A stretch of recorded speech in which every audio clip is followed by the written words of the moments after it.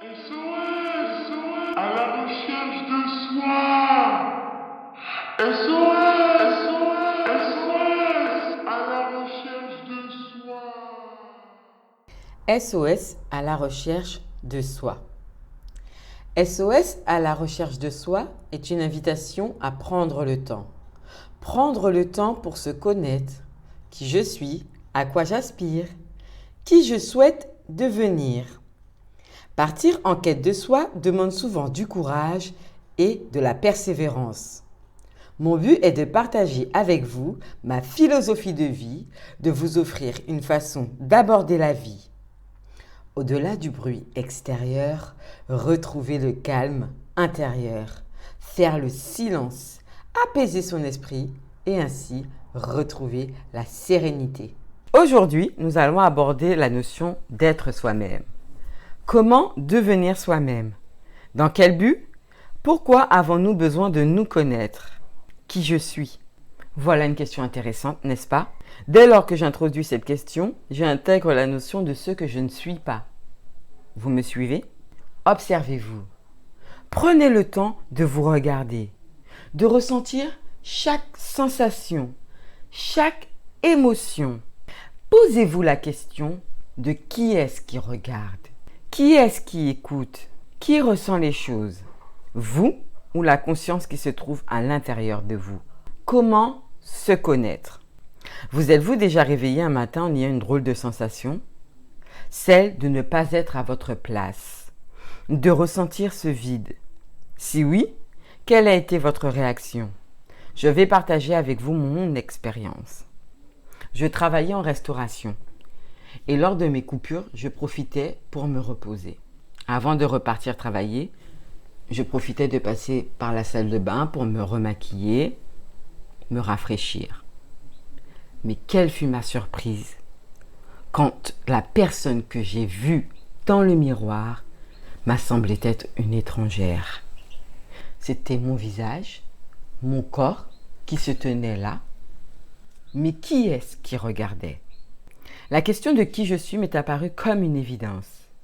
Il m'a fallu perdre mon identité pour avoir conscience que j'en avais une.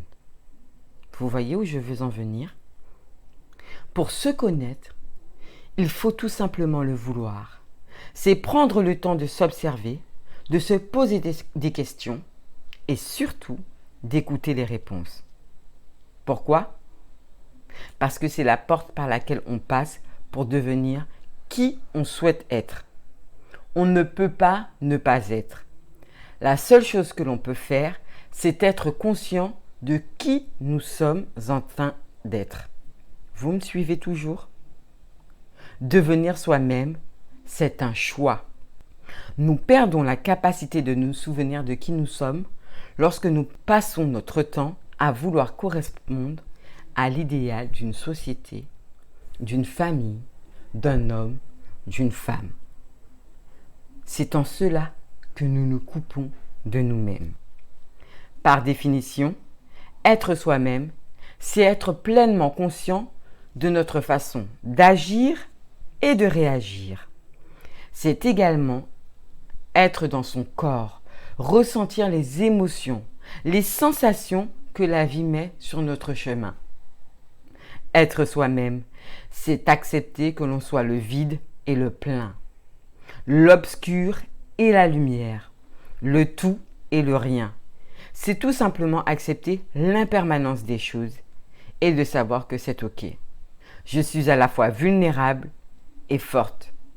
Rien n'empêche les deux d'exister en même temps. Mes amis, si vous vous posez la question de qui je suis, ma réponse est la suivante. Positionnez-vous dans une position confortable. Fermez les yeux. Concentrez-vous sur votre respiration. L'air qui rentre dans vos narines et l'air qui sort de votre corps en lâchant prise. Et maintenant, posez-vous la question. Qui je suis? Laissez la réponse venir. Puis posez-vous la question. Qui je suis en train d'être? Et à nouveau, écoutez la réponse. Poursuivez avec la question. Comment je veux être? Écoutez la réponse. La vie, c'est apporter les réponses à qui le lui demande. L'amour est la clé qui permet de retrouver le chemin vers soi. Je vous remercie pour votre écoute. Je vous souhaite le meilleur. Prenez soin de vous. À bientôt.